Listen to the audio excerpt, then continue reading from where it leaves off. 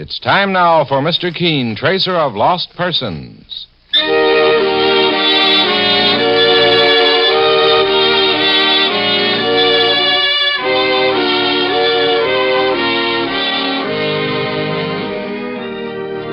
Ladies and gentlemen, Allison and Colinos present Mr. Keen, tracer of lost persons, one of the most famous characters of American fiction in one of radio's most thrilling dramas. Tonight and every Thursday at the same time, the famous old investigator takes from his file and brings to us one of his most celebrated missing persons cases. Tonight's case is entitled The Case of the Murdered Detective.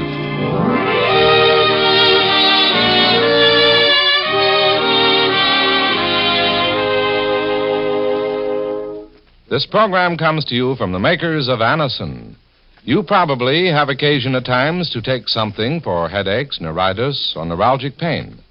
But if you've never taken Anacin, let me suggest that you do so, especially if you want incredibly fast and effective relief. Anacin is like a doctor's prescription. That is, it contains not just one, but a combination of medically proven active ingredients in easy-to-take tablet form. Your own dentist or physician may have given you an envelope containing Anacin tablets at one time or another. Thousands of people have come to know and prefer Anacin this way. So the next time you want prompt relief from the pains of headaches, neuritis, or neuralgia, try Anacin. See for yourself how incredibly fast and effective it is. Ask for Anacin at your neighborhood drug counter today. For most effective relief, use only as directed. Anacin is spelled A-N-A-C-I-N.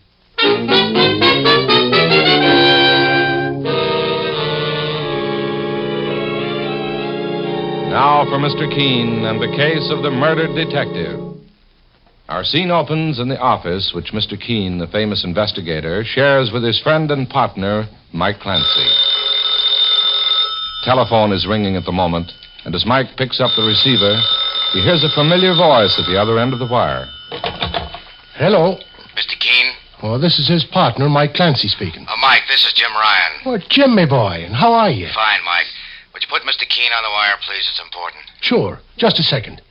Mr. Keen? Yes, Mike? It's Jim Ryan, the police force detective.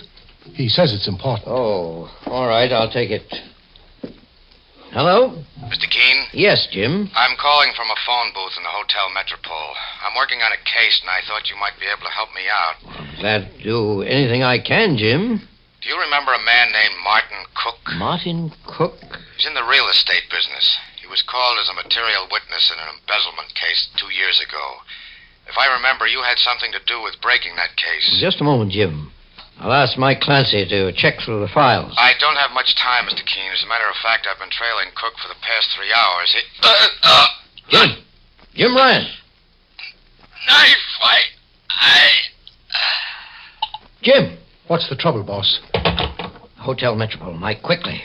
Something's happened to Jim Ryan, and I only hope we're not too late.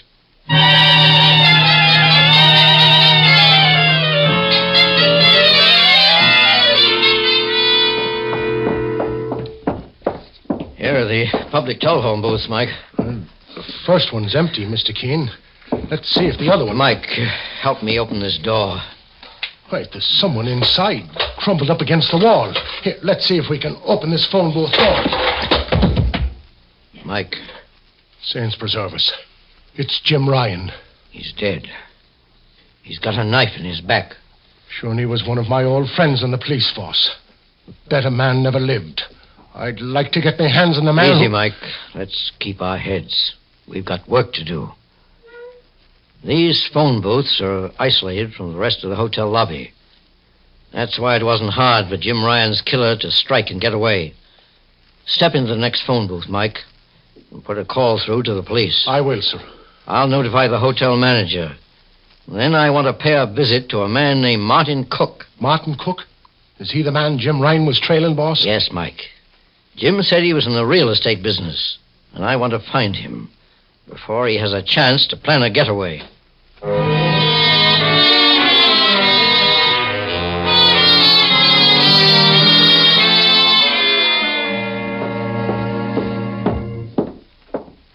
Here's the office, Mr. Keen.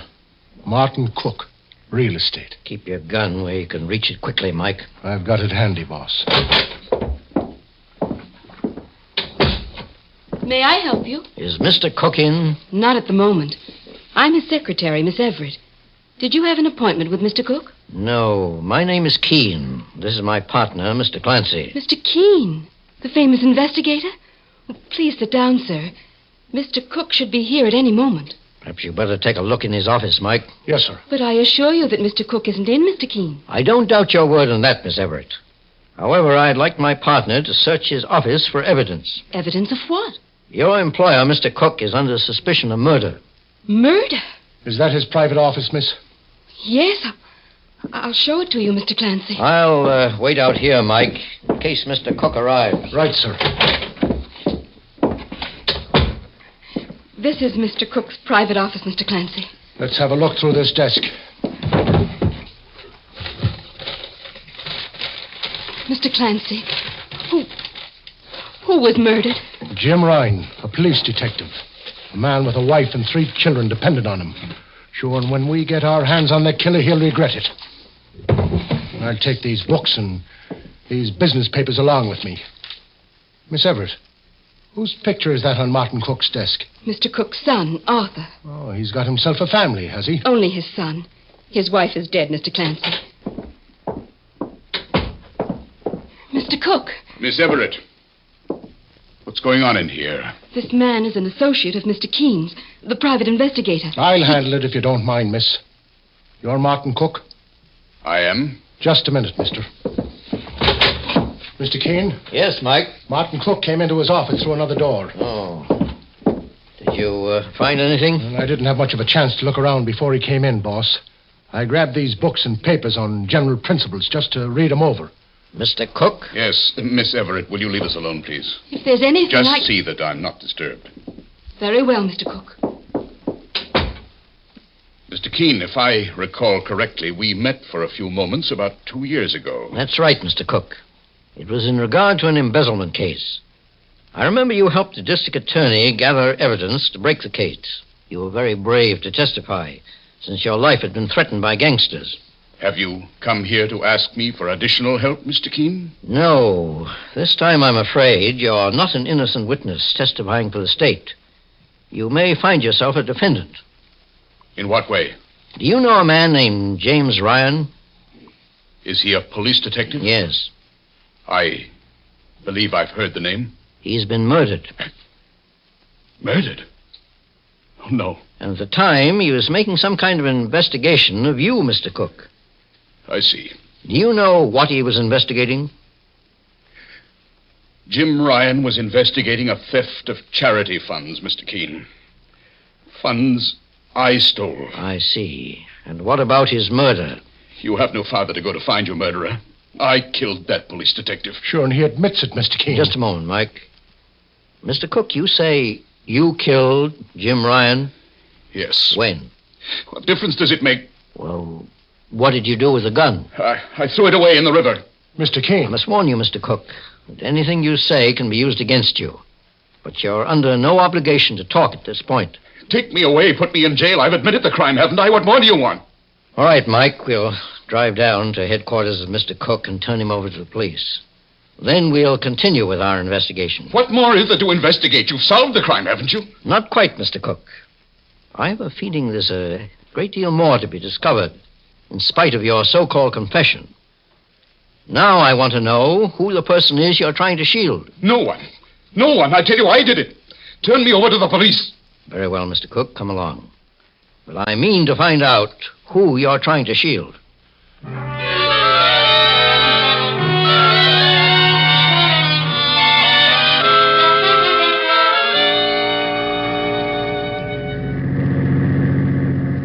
Well, Mr. Keen, we've turned our self-confessed murderer, Martin Cook, over to the police.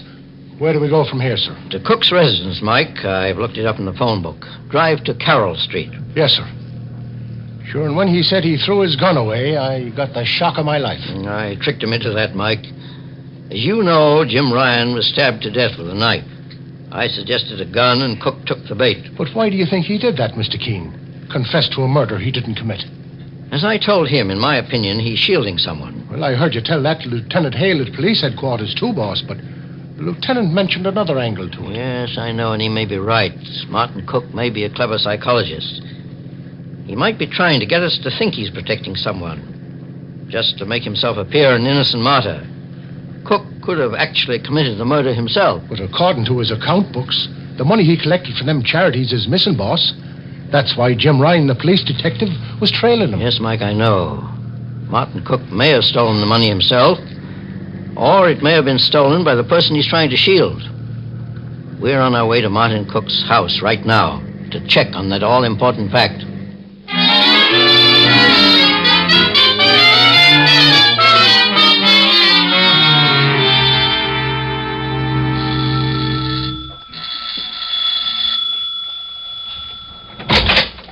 Yes? My name is Keen. This is Mr. Clancy. This is Mr. Martin Cook's house, isn't it? Yes, I'm Arthur Cook, his son. I'm afraid I have bad news for you, Arthur. Bad news? Has something happened to Dad? He's being held by the police on suspicion of murder. My father held for murder? May we come in, please? Yes, of course. Oh, you just about knocked the wind out of me, Mr. Keen.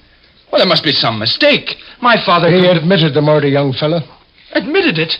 What? Who was murdered? A police detective named Ryan was stabbed to death while trailing your father.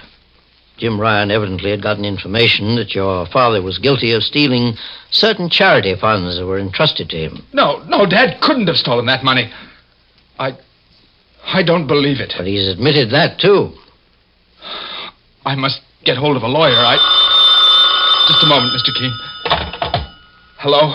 Arthur, darling? I can't talk to you now, Lola. But, Arthur, what's the matter? I'll call you back. You think I'm going to sit around in my apartment all day just waiting for your call? Mr. Keen, where is my father being held? At police headquarters. I must go down to see him at once. Since we're working with the police, you don't mind if we remain here and look the house over, do you? There's nothing in this house that'll interest you, Mr. Keen. Well, suppose you let me be the judge of that, Arthur. Oh, very well. Stay here if you like. I'm going to get in touch with our attorney and get my father out of this crazy mess. Sure, and he turned pale when you told him about his father being a murder suspect, Mr. Keen. Yes, Mike, and his reaction to the theft of the charity funds was just as startling. And I wonder why. A murder charge is a lot more serious than the theft of money, and yet, Mike, there's a small book for telephone numbers on that side table. Would you hand it to me, please? Yes. Here you are, sir.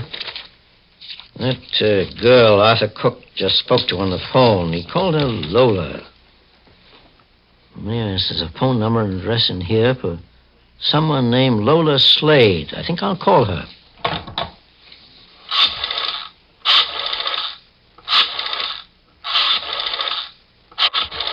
Look at this house, Mr. Keen. Sure, it seems that a man who can afford an expensive place like this shouldn't be tempted into stealing money from charity cases. That's exactly what I was thinking, Mike. There's something strange about it. Hello? Is this Miss Lola Slade? Well? My name is Keen. I was wondering if I could see you about... I have nothing to do with it. Keep away from me, dear. Here, keep away. Hello? Hello? Did Lola Slade hang up on you, boss? Yes. After protesting her innocence about something I hadn't even accused her of. Mike, this case has a number of odd angles. We'll have to check every one before we're absolutely sure who murdered Detective Jim Ryan. I have a hunch, in spite of Martin Cook's confession, the eventual solution will be an amazing one.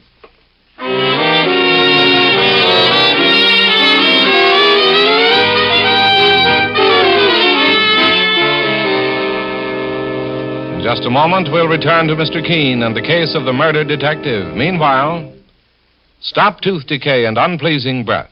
Yes, stop tooth decay and unpleasing breath that breeds between the teeth. Use Colinos toothpaste with dental floss action. Your dentist will tell you, brush your teeth after meals to stop decay.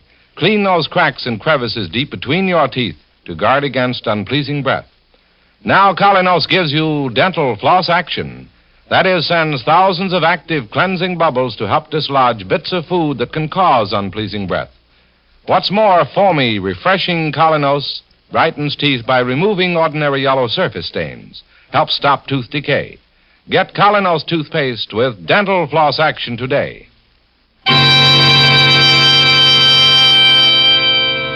Now back to Mr. Keen and the case of the murdered detective. Mr. Keen, the great investigator, and his partner, Mike Clancy, are investigating the murder of Detective Jim Ryan of the police department, a friend of both Mr. Keen's and Mike's.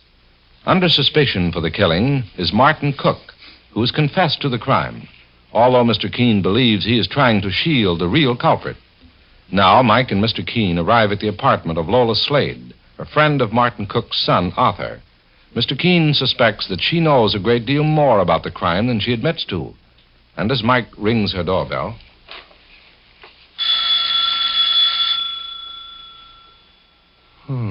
No answer, Mr. Keen. Maybe Lola Slade doesn't want to answer, Mike.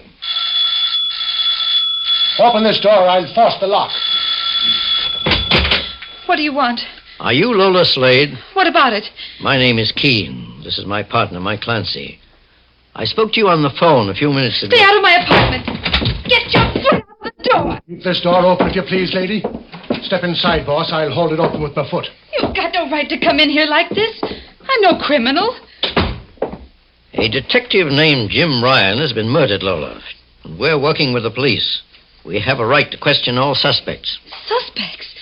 I'm no suspect. But you seem to know a great deal about the case. You protested your innocence over the telephone even before you were accused. Well, I heard about the murder of that detective on a news broadcast a minute before you phoned, Mr. Keen. I knew that Martin Cook had been arrested, and I thought his son Arthur would be mixed up in it. But why should that frighten you, Lola? Well, I'm a showgirl, Mr. Keen. I sing for a living on the stage and in nightclubs. I have a reputation to consider. Mr. Keen. What is it, Mike? Take a look on that couch. Yes, I noticed that open suitcase. Evidently, Lola Slade was packing to leave the city. But I have an engagement to sing in Los Angeles. And that's just about as far away as you can get, eh? What do you mean, Mr. Clancy? Have you brought the police with you? Not yet, Lola. I'll answer that door for you, young lady. Mr. Clancy. Boss, it's Miss Everett, Mr. Cook's secretary. Oh, come in, Miss Everett. Is this Miss Lola Slade? Well? I thought I'd give you a chance to clear yourself before I turn this evidence over to the police. Evidence? What evidence? Are you crazy? Just what is it you found, Miss Everett? Mr. Keen, this letter came from Mr. Cook this afternoon. As his secretary, I opened all his business mail, and I read it. What does it say? It's from a credit company. It says that unless $8,000 worth of bills are paid by Monday, Mr. Cook's son Arthur will be brought into court. Let me see that letter, please, Miss Everett. Here you are, Mr. Keen. According to this letter, the items were charged and several bad checks were passed. Bad checks? That makes it a criminal offense, boss. That's right, Mike. The items include a fur coat and a woman's bracelet, both of which were sent to Miss Lola Slade. But I didn't know Arthur Cook stole the money when he bought me those things. Stole what money, Lola? Why, the money that... You mean the stolen charity funds? Judging by your slip of the tongue, Arthur Cook must have told you that he stole that money from his father. Yes. It was only a few days ago. He came to me to borrow some money to pay those bills. But I didn't have any. Then he got the money somewhere else. When I heard the story of the stolen funds and the murder over the radio, I just naturally tied it up with Arthur. Mr. Cook was right about you, Lola Slade. He did his best to separate you from Arthur. You keep quiet, Helen Everett. You bled his son for all you could get out of him. I'll make you regret that. Put down that fire poker, Lola. I'll put it down on her head. Not so fast. Give me that poker. Let go of me. You're all against me, every one of you. But I'm innocent. I swear I'm innocent. Waving fire pokers around won't help your case any. When you recovered your composure, Lola, I suggest you tell the police what part you had in all this. You're going to arrest me, Mr. Keen? I have no evidence that you were involved in the murder of Detective Jim Ryan. At least not yet. However, you may be involved in a theft before very long.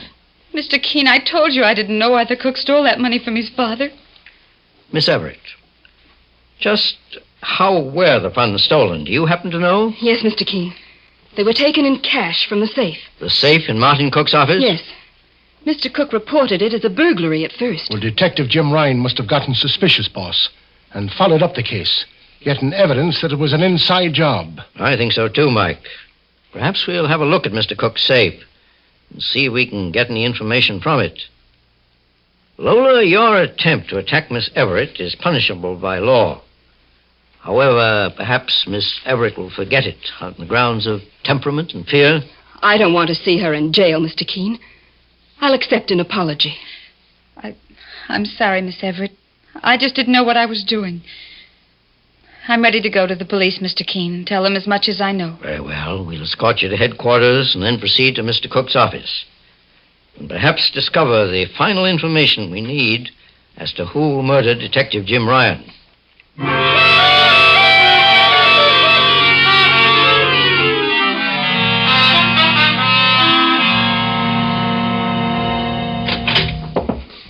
Come into the office, Mr. Keen and Mr. Clancy. Thank you, Miss Everett.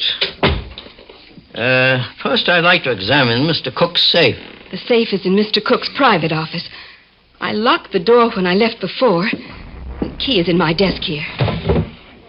Here it is. Oh, just a moment, Miss Everett. Sir? You don't mind if I smoke a cigar, do you? Why, of course not. I smoke myself. But not cigars.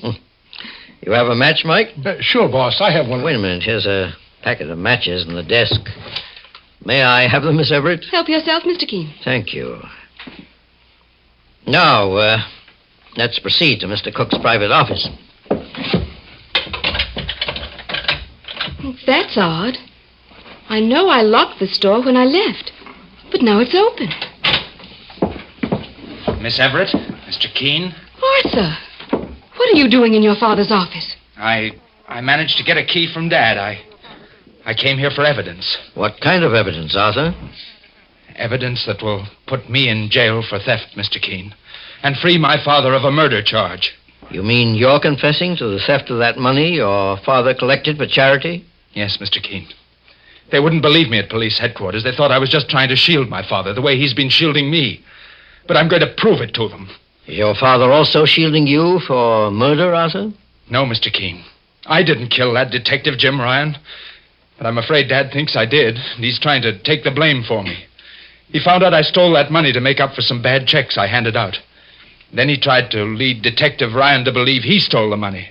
Then when Dad found out that Ryan had been murdered, he took the blame for that, too. I see. I've been a fool, Mr. Keen, a spineless idiot. Dad gave me a generous allowance, but I wanted more. I felt I had to impress someone to win her love. You mean Lola Slade? Yes. Maybe if I'd stuck with a girl like Helen Everett here, things would have worked out differently. You and Miss Everett were keeping company at one time, Arthur? Yes. But when I met Lola... You and I were never serious about each other, and you know it, Arthur. But Helen, Let's get back to the stolen charity funds, Arthur.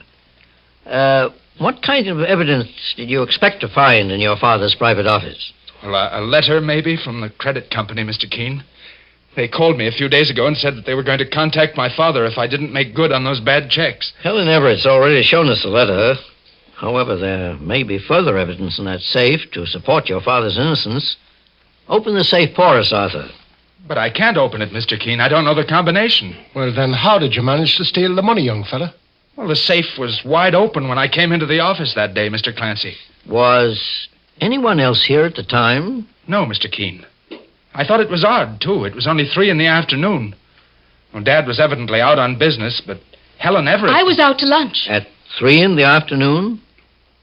Miss Everett, would you mind opening the safe for us? I don't know the combination either, Mr. Keen. One lie is enough to give the lie to many other things, Miss Everett. And we'll find out if you're telling the truth about the safe. But I am. Mike, call Martin Cook at police headquarters and ask him if anyone else outside of himself knows the combination to his safe. I'll wager that he trusted Miss Everett with it, since he seemed to trust her with everything else. Mr. Keen, are you trying to say that I stole that money? No, of course not, Miss Everett. Arthur Cook here admits to the theft. But what I do say is this. You left that safe open so Arthur would be tempted to take those charity funds, knowing he needed the money badly. That's a lie. Miss Everett, have you ever been to the Hotel Metropole where Detective Ryan was murdered? No. Then what are you doing with these matches with the hotel's name on the cover. They're the weapons I took from your desk. Mr. Keen, now I see it all. Helen Everett tried to get even with me. She gave me the chance to take the money before she knew about Lola Slade. I'll jam this letter knife into the first one who moves. Stay where you are, all of you. That's all I was waiting for, Helen Everett. I wanted to see you give yourself away and prove my theory correct. You murdered Detective Ryan. While he was following Martin Cook, you were following him. He got as far as you've just gotten, Keen. He was just about to arrest Mr. Cook, and he would have included me as an accessory. But he got no further, and neither will you. Look out, Mr. Keen. Get your hands off me. Let me go. Quiet now. That's the last knife you'll be throwing, lady. Good thing you caught her arm, Mike. That knife missed me by only an inch. Helen Everett had it all planned. She thought that if she murdered Detective Ryan, Arthur Cook would be held for the crime. And at the same time, she'd get rid of any evidence that she induced Arthur to steal that money. I loved him. I loved Arthur, and he turned me down for that painted fool of a showgirl. I was willing to steal for him, lie for him, cheat for him. When your love turned to hate, you were also ready to murder. I wondered why you forgave Lola Slade so quickly. As much as you hated Lola, it was Arthur you wanted to strike back at. Yes. And I'd do it again if I had the chance. You won't get that chance, Miss Everett, I assure you. All you can look forward to now is payment for your crimes in full.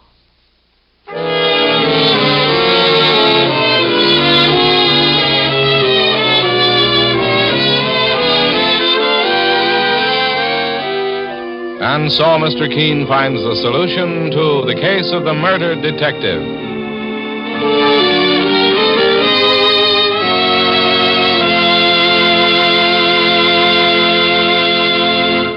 The next time you're suffering from the pains of headache, neuritis, or neuralgia, try Anacin. You'll bless the day you heard of this incredibly fast way to relieve these pains. Now, the reason Anacin is so wonderfully fast-acting and effective is this. Anacin is like a doctor's prescription. That is, Anacin contains not just one, but a combination of medically proven, active ingredients in easy-to-take tablet form. Thousands of people have received envelopes containing Anacin tablets from their own dentist or physician, and in this way have discovered the incredibly fast relief Anacin brings from pain of headache, neuritis, or neuralgia. So next time such pains strike, take Anacin. For most effective relief, use only as directed. Your druggist has Anacin handy boxes of 12 and 30 and economical family-sized bottles of 50 and 100. The name is Anacin, A-N-A-C-I-N.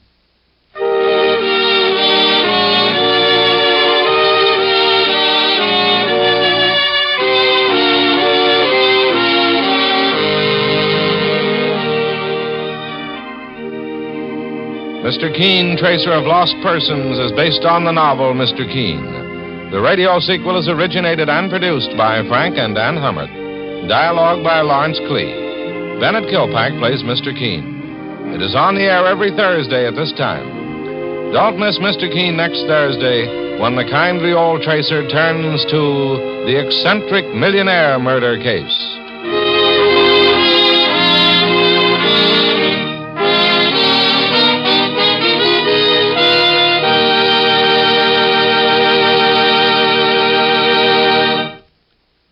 Ever suffer heartburn or upset stomach from acid indigestion? Safe new Bicidol mints, medically proven, quickly rid stomach of that blown-up feeling. Give longer-lasting relief than baking soda. Yes, hours of relief. Bicidol mints not only neutralize, but actually carry away excess stomach acids. Soothe irritated stomach lining. Let you sleep all night long when acid indigestion strikes. Carry new Bicidol mints for fast relief anywhere, anytime.